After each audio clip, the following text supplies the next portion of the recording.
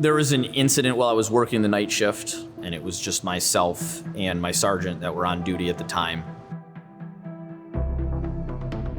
There was a call for a domestic disturbance in progress, and it was stated to us by dispatch that the male half had a firearm. Being the only officers in the county, we responded, and as we made our way up the driveway, could hear the yelling between the female and male in the residence. At one point, we could observe the male holding some kind of object in his hand and waving it in the air, and the female yelling back at him. The subject began walking down the driveway, and I could see that they had something clenched in their hand. The subject disregarded any kind of commands to drop whatever the object was, to stop, to don't come any further. And being in a dim lit area, you could not see what it was that they had. I had to make the split-second decision to take action on this individual, and I chose to use a less lethal approach, and I discharged my taser into them. The subject fell onto the ground, and I was able to put him into custody, and I found that the object that they were holding was a spoon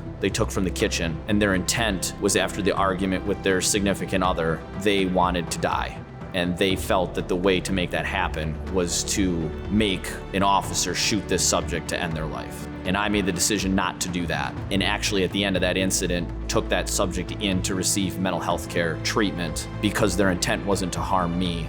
Their intent at the end was to seek some kind of help.